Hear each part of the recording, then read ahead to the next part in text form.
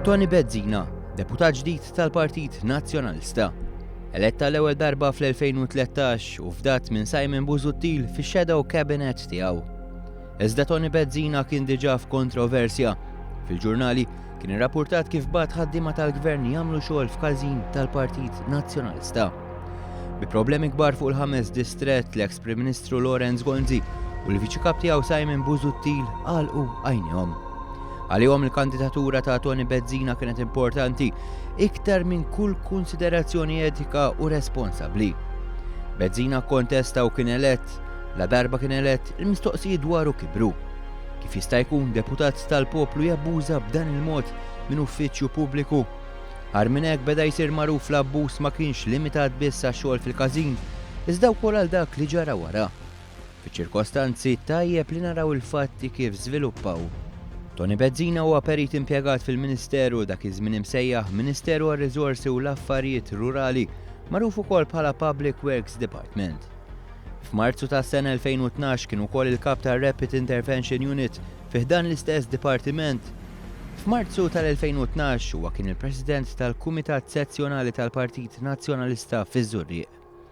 Jirriżulta li bħala President tal-Kumitat Sezzjonali tal-Partit Nazzjonalista taż-Żurrieq kellu jħossib il-każin tal-Partit Nazzjonalista li kien hemm fiż-Żurrieq li ma każin kellu bżonn tibjida fuħut mill-kmamar.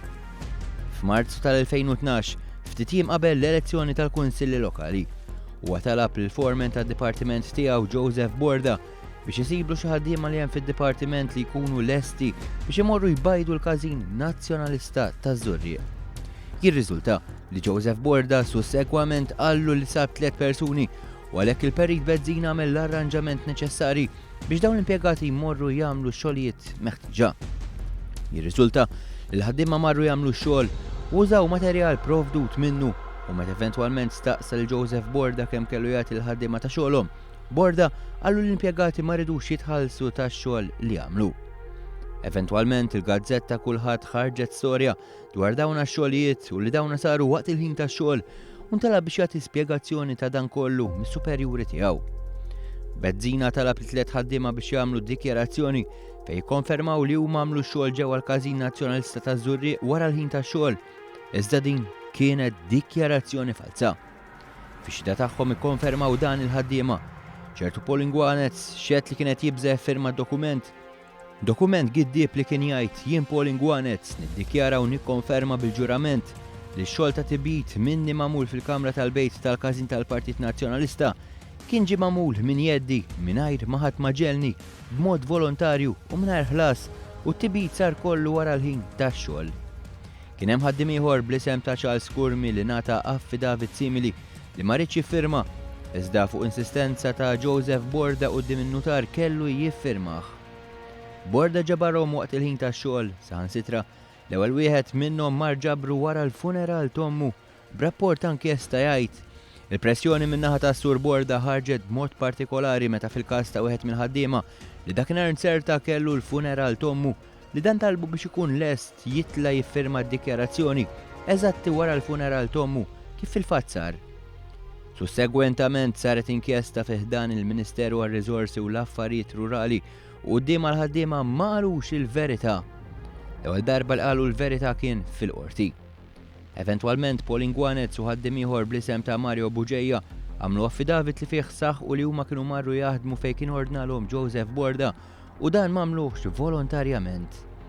Meta kienu ħarġu dawn il-fatti kollha, Simon Busuttil kellu reazzjoni waħda, dik li posponi l-problema Mr. Double Standards għalli se jistenna il-libel tal-qorti.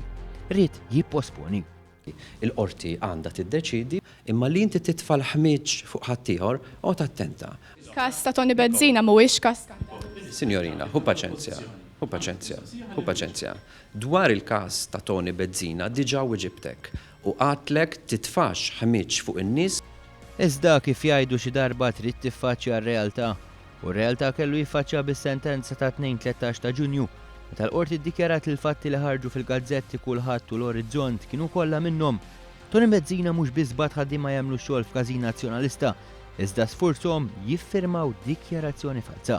Ngħidlek x'ħar jagħmel, u probabbli mhux se jagħmel xejn kif m'għamel xejn fil-konfront ta' Tonio Fenek, ta' Beppe Venegadami, ta' Mario De Marco u ta' nies oħrajn li huma parti mill-klikka tiegħu illi bid-double standards li uża Simon Busuttil u ma jistgħu jagħmlu kollox għaliex huma il fuq mill-liġi. Li kieku kien serju responsabbli naħseb li għandu jieħu sanzjonijiet fil-konfront tal-Onorevoli Tonio Bezzina għaliex il-qorti llum sabet illi dak illi kien jiġi allegat fil-konfront tiegħu huwa approvat u allura ċaħdet il-talbit tiegħu fil-libel kontra l-Ġurnal l-Orizzont. U fl-ewwel reazzjoni tiegħu għal dan kollu l-Partit Nazzjonalista qabeż għal Tony Bezzina, il-politika ta' double standards kienet ikkonfermata.